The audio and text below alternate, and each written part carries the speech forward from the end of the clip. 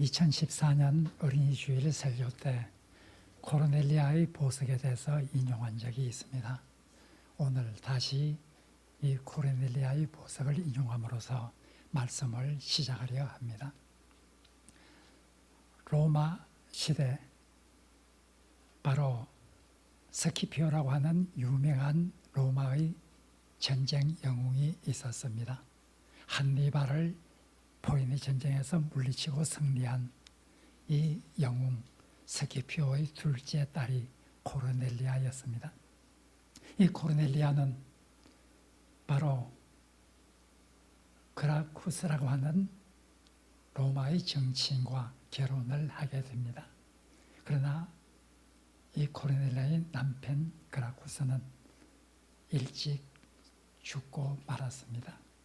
이 코르넬리아는 자기에게 남겨진 자녀들을 키우는데 최선을 다했습니다. 땀과 눈물을 흘리면서 자녀들을 키웠습니다. 한 번은 이 코르넬리아의 집에서 로마의 정치인들의 아내들이 모여서 여러 가지 환담을 합니다. 그곳에서 여러 귀부인들은 바로 자기가 가진 보석들을 자랑합니다. 이렇게 한창 보석 자랑을 하고 있을 때 코르넬리아는 그들의 말을 듣고만 있었습니다. 사람들은 코르넬리아에게 물었습니다. 당신에게도 보석들이 있을 텐데 우리에게 그 보석을 구경시켜 달라 하고 요청했습니다. 코르넬리아는 자기의 두 아들을 불렀습니다. 두 아들을 앞에 세우고 나의 보석은 바로 이 아들들입니다 하고 말했습니다. 코르넬리아에게 가장 귀한 보석은 바로 자기의 땀과 눈물의 결정체라고 말할 수 있는 그 아들들이었습니다. 이 아들들은 나중에 그라쿠스의 형제라고 하는 유명한 정치인이 되었습니다. 그라쿠스의 형제는 로마의 여러 가지 제도를 개혁하기 위해서 열정적으로 일했습니다. 예를 들면 농지법을 가지고 그 당시 귀족에게 몰려있던 그 부를 평민들에게도 나누어 주고자 하는 이런 세계 최초의 개혁을 하게 되었습니다. 바로 이 그라쿠스 형제의 어머니 코르넬리아, 그가 땀 흘리고 그가 수고하고 그가 눈물을 흘려서 키운 그의 수고의 결정체, 이 두 아들을 나의 가장 귀중한 보배라 이렇게 말했습니다.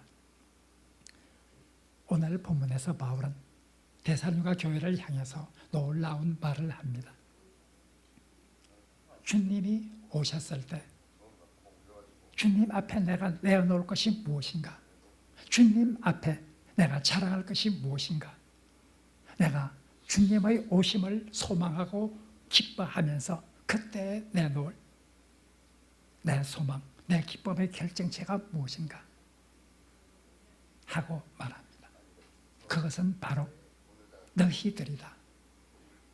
데살로니가 교인 여러분들이 바로 내가 주님 오셨을 때 소망이 되고 나의 기쁨이 되고 주님 오셨을 때 내가 자랑할 수 있는 면류관이 될 수 있는 것이 바로 여러분들이다 하고 오늘 19절에서 말하고 있습니다.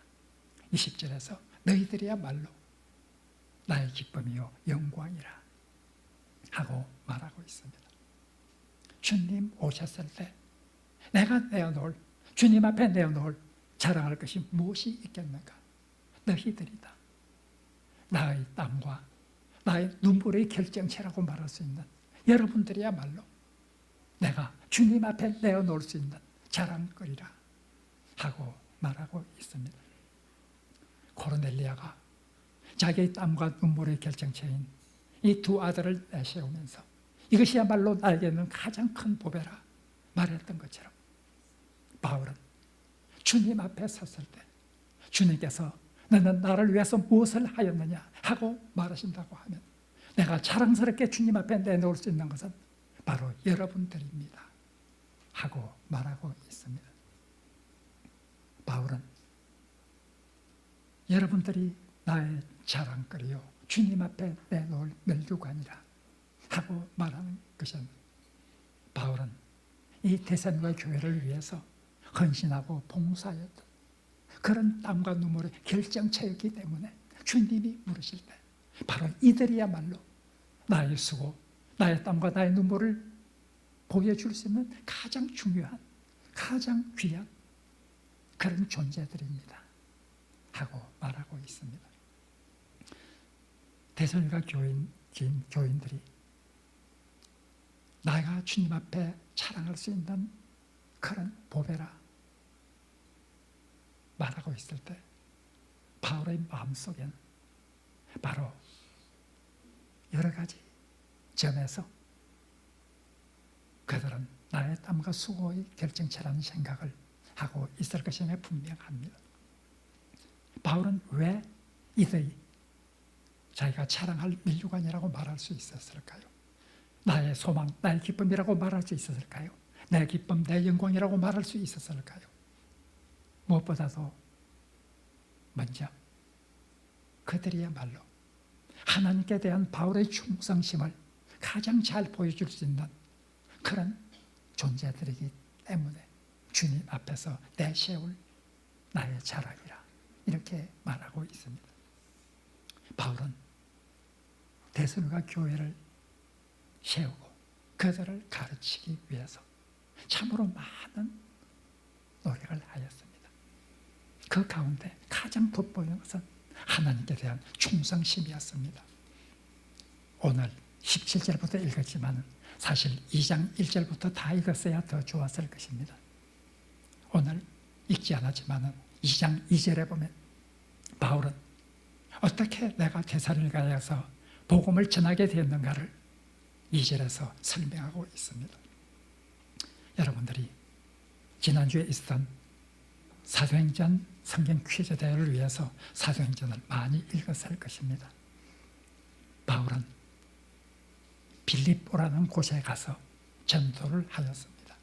그곳에서 점치는 여인을 고쳐줌으로 인해서 바로 감옥에 갇히기도 하고 많은 고난을 받게 되었습니다. 이 고난을 받은 후에 바울은 서쪽으로 데살로니가를 향하여 갔습니다. 데살로니가는 그 당시 마게도냐 지역의 수도였습니다. 그곳에서 복음을 전하기 위해서 갔습니다. 그곳에서 복음을 전하는 것이 결코 쉬운 일이 아니었습니다. 오늘 2절에 보면 바로 내가 빌립보에서 고난과 능욕을 받고 데살로니가에 가서 복음을 전하면서 나는 영적인 싸움을 하면서 너희들에게 복음을 전했다 하고 말하고 있습니다. 이렇게 고난과 능욕을 받으면서도 끝까지 복음을 전하고자 하는 이 바울의 의식 속에는 나는 복음을 위탁받은 자라 하는 이런 의식이 있었기 때문이었습니다. 4절에 보면 나는 복음을 위탁받은 자라, 나는 복음을 위탁받은 자로서 사람을 기쁘게 하는 것보다는 하나님을 기쁘게 하는 것이 마땅히 내가 해야 될 일이었다. 사람의 마음을 감찰하시는 하나님, 그분을 위해서 내가 충성하는 것이 마땅히 복음을 위탁받은 자로서 내가 해야 될 본분이었다 하고 4절에서 말하고 있습니다.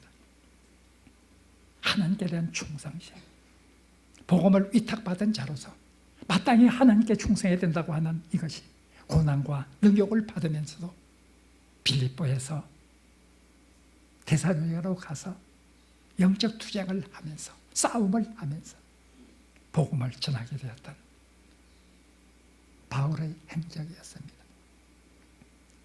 바로 예수님 앞에 섰을 때 너는 무엇을 하였느냐 하고 예수님께서 말씀하실 때에 데살로니가 교인 이들이야말로 내가 주님 앞에 내놓을 주님을 위해서 무엇을 하였는가를 가장 잘 보여주는 그런 존재들입니다 하고 바울은 말하고 싶었을 것입니다.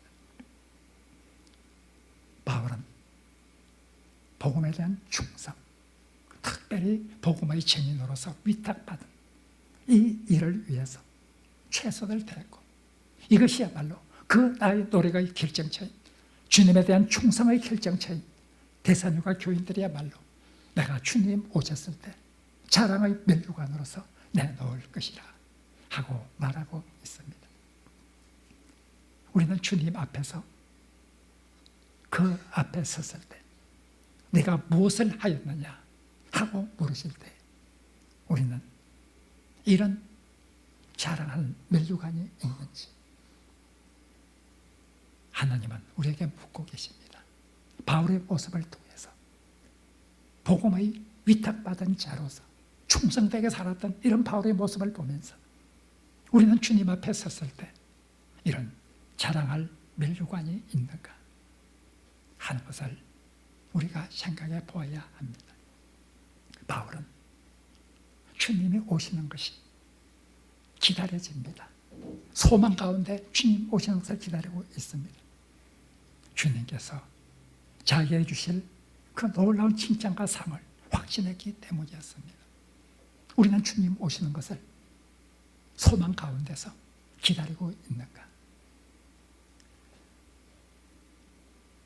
두 번째로 오늘 본문에서 데살로니가 교회는 주님 오셨을 때 나의 자랑의 면류관이라고 말할 때 바울이 이 데살로니가 교회 교인들을 위해서 얼마나 수고하고 애썼는가를 잘 보여주기 때문입니다.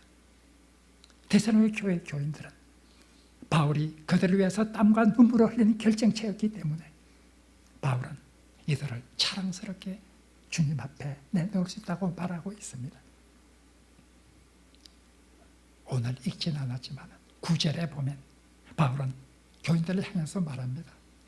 내가 너희들과 함께 있을 때 얼마나 너희들을 위해서 애쓰고 수고했는지를 너희가 알고 있다. 내가 어떻게 수고하고 어떻게 애썼는지를 너희들이 알고 있지 않습니까? 나는 보수를 받아서 여러분들을 괴롭 힘들게 하기보다는 내가 내 손으로 일을 해가면서 여러분들에게 복음을 전하고 복음을 가르쳤습니다 하고 9절에서 말하고 있습니다. 많은 수고를 하였습니다. 많은 땀을 흘렸습니다. 데살로니가전서 1장 2절에 보면 바울은 말합니다.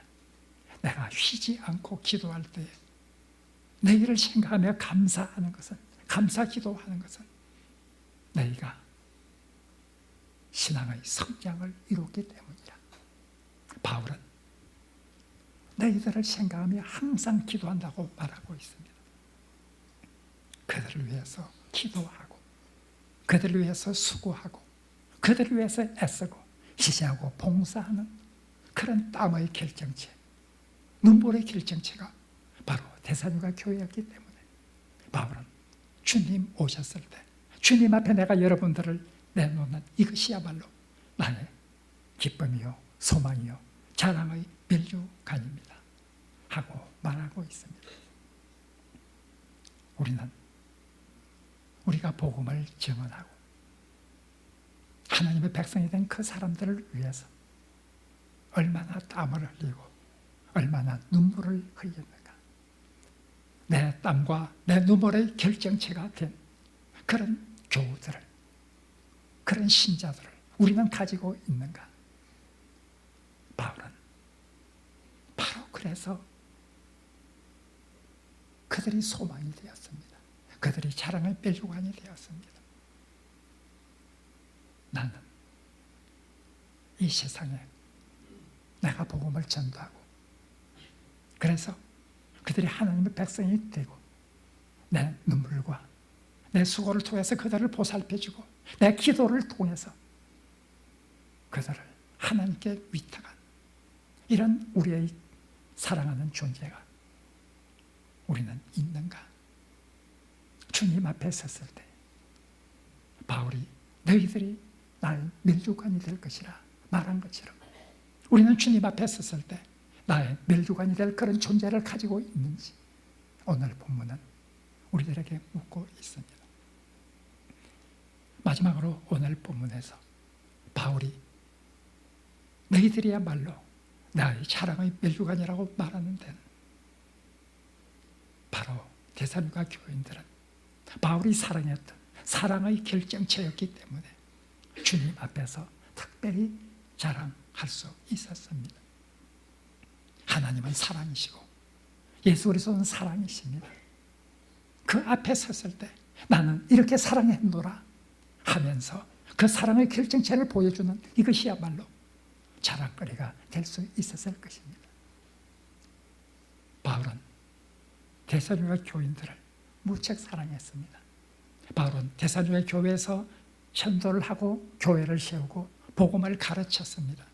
그런데 유대인들이 불량 베드를 동원해서 폭동을 일으킵니다.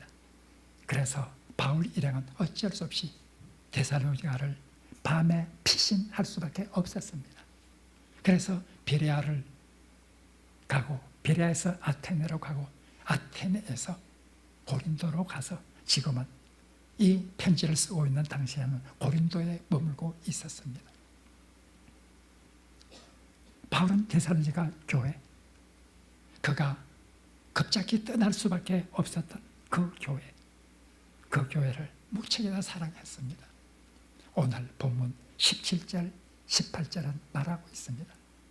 내가 여러분들을 떠나왔지만 내가 떠난 것은 나의 몸이 떠난 것이지만 나의 마음이 여러분들을 떠난 것은 결코 아닙니다 하고 17절에서 말하고 있습니다. 내가 여러분들을 떠난 것은 내 몸이 떠난 것이지 내 마음이 여러분들을 떠난 것은 아닙니다. 내 마음은 여러분과 함께 여전히 있습니다 하고 말하고 있습니다. 나는 여러분들을 사모하고 여러분들을 보고 싶었기 때문에 한 번, 두 번 여러분들을 향해서 가고 싶었지만 그러나 사탄이 나의 길을 막아서 가지 못했습니다 하고 말하고 있습니다. 사탄이 막았다고 하는 이 표현이 무엇을 의미하는지는 우리가 정확히 알 수 없습니다. 어쩌면 유대인들의 핍박 때문에 여전히 갈 수 없는 상황이었을 수도 있습니다. 어쩌면 바울의 질병으로 인해서 갈 수 없어서 상황이었을 수도 있습니다. 고린도후서 12장에서 바울은 내 육체의 가시를 사탄의 가시라 이렇게 말하고 있습니다.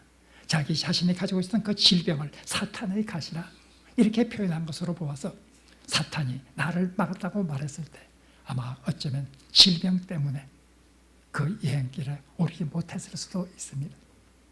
어쨌든 사탄이 나를 막았다고 하는 이 표현이 무엇을 의미하는지 우리는 정확히 알 수 없을지라도 중요한 것은 바울은 그들을 사모했고 그들을 사모해서 그곳을 방문하고자 하였다는 것. 내 몸은 떠났을지라도 내 마음은 결코 여러분들을 떠나지 않았다고 하는 이 바울의 말을 보면서 그들을 얼마나 사랑했는지를 우리가 잘 알 수 있습니다. 특별히 2장 8절은 우리에게 바울의 사랑을 잘 말해주고 있습니다. 2장 8절에서 바울은 말합니다. 내가 여러분들에게 복음을 나눠주었습니다. 그러나 내가 여러분들에게 주고자 하는 것은 복음뿐만이 아닙니다. 내 목숨까지도 여러분들을 위해서 기꺼이 주고자 하는 마음입니다. 8절에서 바울은 말합니다. 나는 복음을 여러분들에게 주었지만 복음뿐만 아니라 목숨까지도 여러분들을 위해서 주고자 합니다 하고 말하고 있습니다. 왜냐하면 여러분들은 나의 사랑하는 자가 되었기 때문입니다. 바로 2장 8절 마지막 부분에서 말하는 내 목숨까지도 내어주고자 하는 것은 여러분들이 나의 사랑하는 자들이 되었기 때문입니다. 내가 여러분들을 사랑하기 때문에 나는 내 목숨까지도 여러분들을 위해서 줄 각오가 되어 있습니다 하고 8절은 말하고 있습니다. 이것이 바울의 모습이었습니다. 주님 앞에 섰을 때 무엇을 내놓을 수 있을까요? 사랑을 가장 좋아하는 하나님, 사랑이신 그 하나님 앞에 내놓을 수 있는 가장 좋은 것이 무엇일까요? 그것은 내가 사랑한 존재, 내가 사랑한 그 사랑의 결정체, 이것을 주님 앞에 보여드리는 것이 가장 좋은 보배가 될 것입니다. 바울은 바로 데살로니가 교회 여러분들이야말로 내가 주님 앞에 내놓을 가장 중요한 보배입니다 하고 말하고 있습니다. 우리는 이런 사랑의 결정체를, 주님 앞에 내놓을 이런 사랑의 결정체를 우리는 가지고 있습니까? 주님 앞에 섰을 때 우리가 무엇을 내놓을 수 있을까요? 오늘 바울은 자기가 사랑했던 그 대사님과 교인들, 너희들을 내가 주님 앞에 내놓을 수 있을 것이다. 내 자랑, 내 소망, 내 기쁨, 내 영광이 될 너희들이야말로 내가 주님 앞에 내놓을 그런 귀한 존재들이다 하고 말하고 있습니다. 사랑하는 성도 여러분, 이런 존재를 가지고 있다는 것 참 행복할 것입니다. 주님 오셨을 때 참으로 우리가 기쁨 가운데 주님을 맞이하면서 주님께서 내려주실 놀라운 칭찬과 상급을 기다리면서 바로 이런 존재들을 만들어가는 이것이 우리가 재림을 준비하는 가장 중요한 일일 것입니다. 우리는 이런 존재가 있는가? 내가 주님 앞에 자랑할 이런 존재가 있는가? 복음의 위탁자로서 하나님께 대한 충성의 결정체라고 말할 수 있는 이런 존재가 있는가? 내가 땀과 눈물과 헌신을 통해서 내 눈물의 결정체가 된 그런 존재가 있는가? 특별히 사랑이신 하나님 앞에 사랑을 실천함으로써 내가 사랑의 결정체로 우리가 내놓을 수 있는 그런 존재가 우리에게 있는가? 오늘 본문은 우리에게 주님 오셨을 때 우리가 무엇을 내놓을 수 있을 것인지를 다시 한번 생각하라고 우리에게 말씀하고 있습니다. 특별히 오늘 이 본문을 선택한 것은 오늘은 우리 총회에서 정한 교사주일이기 때문입니다. 교사주일, 우리 총회에서는 매년 7월 둘째 주일을 교사주일로 제정하였습니다. 오늘은 7월 둘째 주일 교사주일입니다. 오늘 본문은 우리 모두에게 해당되는 말씀이지만 특별히 교사들에게 바울과 같은 이런 심정으로 맡겨준 학생들을 가르치는 이런 교사가 되기를 우리들에게 요청하고 있는 본문이기도 합니다. 우리 교사들이 이런 충성된 하나님의 복음의 증인이 될 수 있도록 우리 교사들이 땀과 눈물과 헌신으로서 학생들을 가르칠 수 있도록 우리 교사들이 사랑으로서 학생들을 대할 수 있도록 여러분들이 기도해주고 격려해주어야 합니다. 우리 사랑의 빛교회 리플렛에 보면 우리 교회 학교의 가장 자랑스러운 것은 우리 교사들이 학생들을 사랑하는 것이라 이렇게 쓰여져 있습니다. 제가 어렸을 때 주일학교와 중고등부에서 지냈던 그때를 회상해 보면 나는 그 스님들로부터 무엇을 배웠는지는 잘 기억나지 않습니다. 그 스님들이 무엇을 가르쳤는가는 생각나지 않지만 그들이 어떻게 가르쳤는가는 지금도 생생하게 기억하고 있습니다. 그들이 가르쳤던, 그들의 입술을 통해서 가르쳤던 성경의 내용은 잘 기억나지 않을지라도 그들의 행동을 통해서 우리에게 가르쳤던 그들의 모습은 지금도 생생히 기억하고 있습니다. 사랑의 교사들. 바울은 내 목숨이라도 여러분들을 위해서 기꺼이 내놓을 각오가 되어 있습니다. 말하는 것처럼 무엇보다도 교사로서 중요한 것은 사랑을 가지고 가르칠 수 있도록. 그래서 먼 훗날 그 아이들이 성장했을 때 내가 무엇을 배웠는지는 기억나지 않더라도 그들의 행동을 통해서 무엇을 배웠는지는 기억할 수 있도록 해야 합니다. 여러분들이 이런 우리 학교 교회 학교가 될 수, 우리 교회 학교가 될 수 있도록 교사주의를 맞이해서 기도해야 합니다. 우리 교사들은 참으로 우리 한국교회의 미래입니다.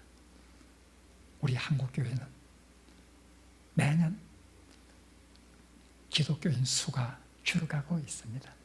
그러나 그 기독교인의 수보다 더 급격히 감소하고 있는 것은 아동부, 중고등부 이런 학생들의 감소 현상입니다.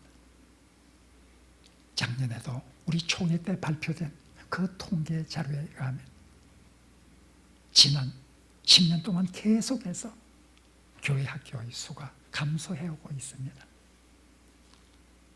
물론 출산율이 저조하다고 하는, 출산율이 감소되고 있다고 하는 여기에도 영향이 있습니다. 그러나 세상의 시선에 아이들을 빼앗기고 있는 이 이유도 굉장히 큰 이유입니다. 옛날에는 그 연령대를 보면 교회 학교의 연령대가 장년부의 연령대보다 더 숫자가 많았습니다. 그러나 지금은 어떤 교회든지 장년부보다 교회 학교의 연령대가 더 많은 숫자를 가지고 있는 교회는 극히 작습니다. 교회 학교는 이렇게 피폐해 갑니다. 많은 교회 지도자들은 한국교회의 미래를 걱정합니다.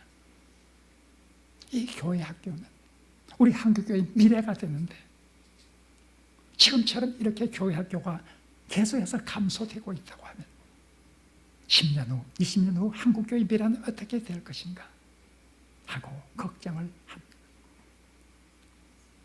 우리 한국교회의 미래가 교회 학교에 달려있고 한국교회의 미래가 이들을 지도하는 교사들의 손에 있습니다. 여러분들이 많이 기도해야 합니다. 그들을 경계하고 그들을 위해서 기도하고 그들이 정말 우리 교회 학교를 잘 가르칠 수 있도록 여러분들이 많은 관심을 기울여 주어야 합니다. 이것이 우리 총회가 제정한 교사주의의 의미입니다. 오늘 이 바울이 말한 이 바울의 말, 우리 개인 한 사람 한 사람이 나는 주님 앞에 이런 자랑할 만한 결과물이 있는지 생각을 해보고 또 우리 교회학교 교사들이 그들이 가르쳤던 그 학생들이 앞으로 주님 오셨을 때 그들의 자랑의 면류관이 될 수 있도록 그들이 학생들을 잘 지도할 수 있는 교사들이 될 수 있도록 여러분들이 적극적으로 기도하고 관심을 가져주시기를 간절히 바랍니다.